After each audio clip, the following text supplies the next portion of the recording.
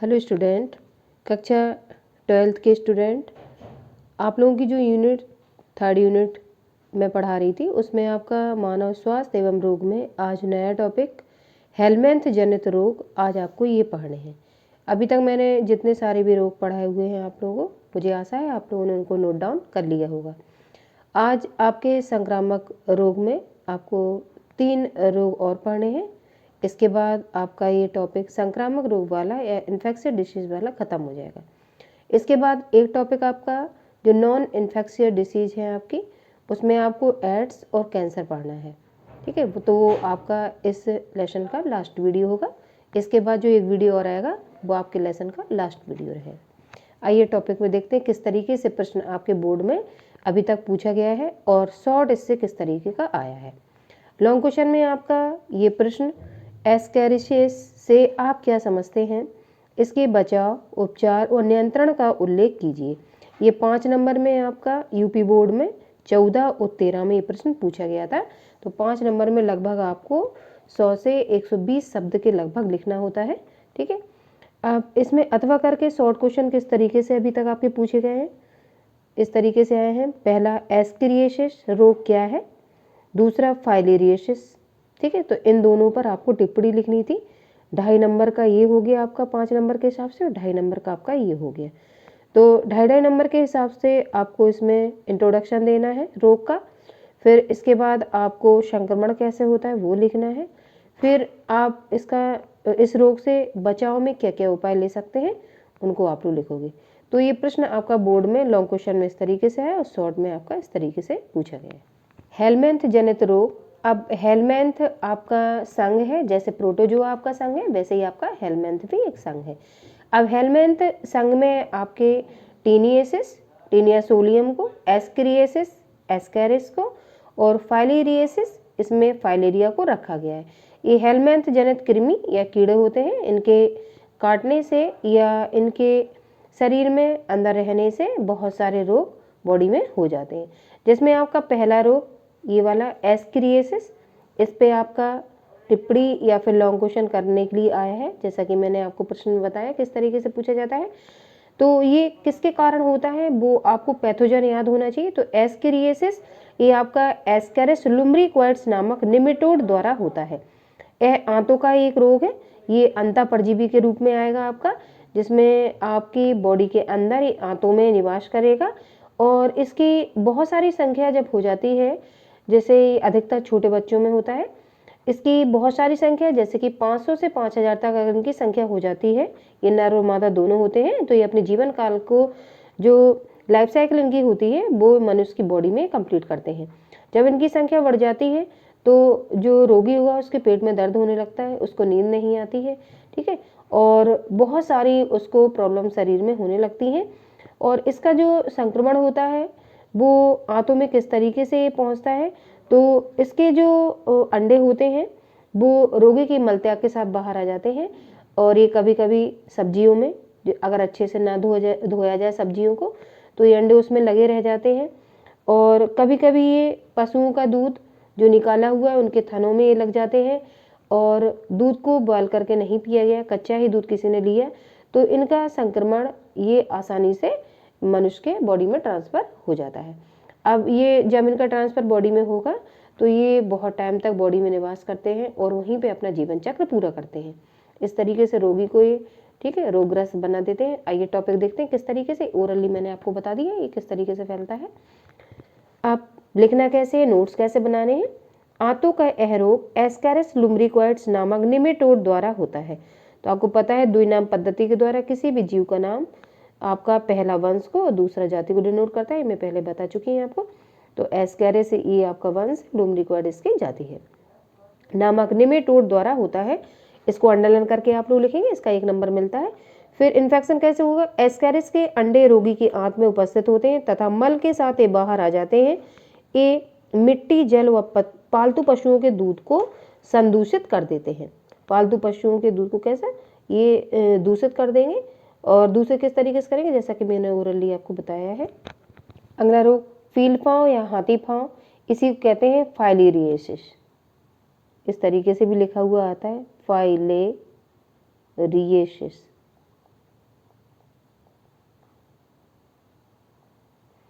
आपने सुना होगा हाथी पाँव, जो पैर का बीच का हिस्सा होता है, मध्य का हिस्सा, वो आपका सूजकर हाथी के पाँव जैसा हो जाता है, इसलिए इसका नाम रखा गया हाथी पाँव या फाइलेरिया। ये क्यूलेक्स मच्छर के काटने से ये रोग फैलता है। आइए देखते हैं। यह रोग फाइलेरिया कृमि बूचेरेरिया ब्रैंकोफाटाई के द्वारा उत्पन्न होता है। तो आपको ये जो पैथोजन है जिसके कारण ये हो रहा है, इसको आप लोग अंडरलाइन देंगे और ये आपको जरूर याद रखना है, ठीक है। इन्फेक्शन किसके द्वारा होगा? मानव में इस रोग का संक्रमण मादा क्यूलेक्स मच्छर के काटने से होता है। जैसे आपका जितने भी आपके रोग होंगे, जैसे मलेरिया भी मैंने बताया था, तो मलेरिया भी मादा फैलाती है, मादा एनोफ्लीज मच्छर, और इसको भी, इस रोग को भी जो क्यूलेक्स मच्छर होगी वो भी मादा होगी, उसके काटने से फैलेगा। तो आपको ये भी याद रखना है, क्यूलेक्स मच्छर। अगला सिम्टम्स क्या होंगे? यकृत प्लीहा, प्लीहा स्प्लीन को कहते हैं, जहां आपकी रेड ब्लड सेल्स जाके खत्म हो जाती हैं, ठीक है, 120 दिन के बाद, तथा अंडकोश, टांगे, पेट व जांघ के मध्य भाग में सूजन आ जाने के कारण इसका आकार बढ़ जाता है। जो आपका पैर का बीच का हिस्सा होगा वो इस मादा क्यूलेक्स मच्छर के काटने से कैसा सूजकर मोटा हो जाएगा, हाथी के पांव जैसा। विशेषकर पैर सूजन के फलस्वरूप हाथी के पैर के समान दिखाई देने लगता है, इसलिए इसे हाथी पांव रोग भी कहते हैं, ठीक है। जब वो पैर सूजकर मोटा दिखाई देने लगे तो वो हाथी की तरह दिखता है, इसलिए इसका क्या नाम रख दिया गया? हाथी पांव रोग, या ऐसे कहेंगे हम फाइलेरियसिस रोग। ये दूषित पदार्थ स्वस्थ मानव के संपर्क में आते हैं तो ये अंडे स्वस्थ मनुष्य की आंत में पहुंच जाते हैं, ठीक है। किस तरीके से ट्रांसफर होंगे? ये आपके अंडे, जो दूध मैंने बताया, ये आपके जो भी आप आहार के रूप में ग्रहण करते हैं उसके माध्यम से बॉडी में ट्रांसफर हो जाएंगे। सिम्टम्स क्या रहेंगे? एस्केरिस की संख्या 500 से 5000 होने पर पेट में दर्द होने लगता है, भूख कम हो जाती है, अनिद्रा, नींद नहीं आती है, दस्त, बमन, बमन कहते हैं वोमिटिंग, उल्टी, घबराहट होती है, ऐंठन आदि होते हैं, ठीक है, पेट में। अब प्रोफाइलैक्सिस ट्रीटमेंट किस तरीके से रहेगा, रोकथाम एवं उपचार? अब भोजन करने से पूर्व हाथ साबुन से धोने चाहिए, पहला पॉइंट आपका ये रहेगा। भोजन करने से पूर्व हाथ साबुन से धोने चाहिए। दूसरा, व्यक्तिगत एवं सामाजिक सफाई इस रोग की सर्वश्रेष्ठ रोकथाम है।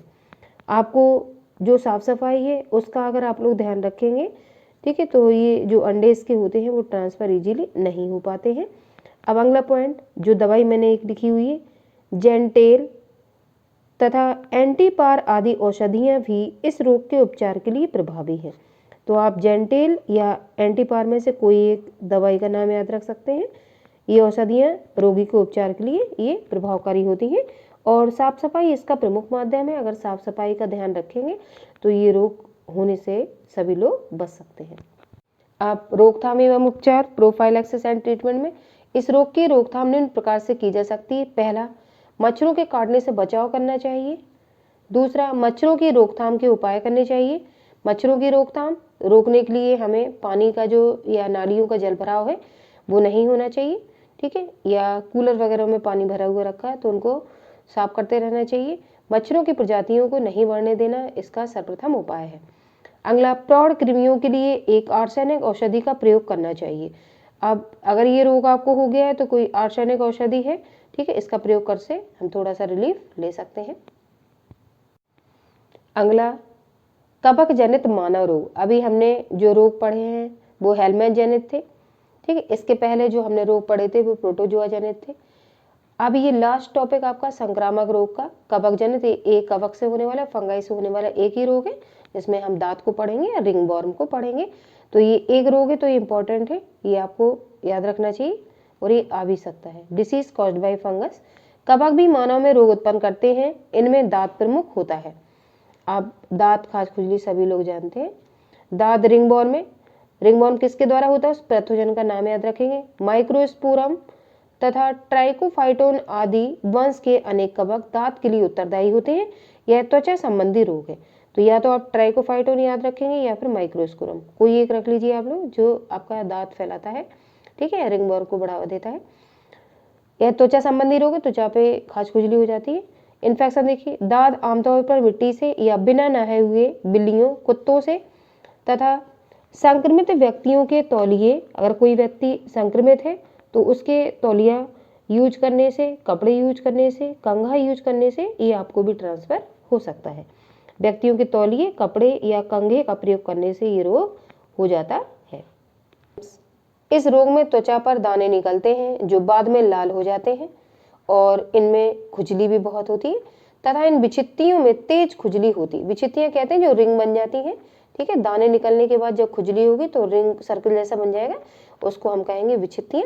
विच्छित्तियों में तेज खुजली होती है। फिर रोकथाम एवं उपचार में किस तरीके से करेंगे? दांत की रोकथाम के लिए व्यक्तिगत स्वच्छता पर ध्यान देना चाहिए। पर्सनल जो साफ सफाई होती है, अगर हम उनका ध्यान रखेंगे तो ये रोग से हम बच सकते हैं। दूसरा, कवक रोधी क्रीम, जो कवक रोधी मतलब जिस तरीके से आपका रोग हो रहा है या कवक से जो इन्फेक्शन हो रहा है उसका एंटीडोट जो रहेगा वो कवक रोधी क्रीम। लोट्रिमिन पाउडर, एक पाउडर आता है, स्प्रे आदि उपचार हेतु प्रयुक्त किए जाते हैं। तो ये दांत रोग के लिए सबसे पहला उपाय व्यक्तिगत स्वच्छता है। इसका अगर ध्यान रखेंगे और जो व्यक्ति संक्रमित है उससे दूरी मेंटेन करके रखेंगे, उसके यूज किए गए चीज़ों को हम उपयोग में नहीं लाएंगे, तो इस रोग से हम आसानी से बच सकते हैं।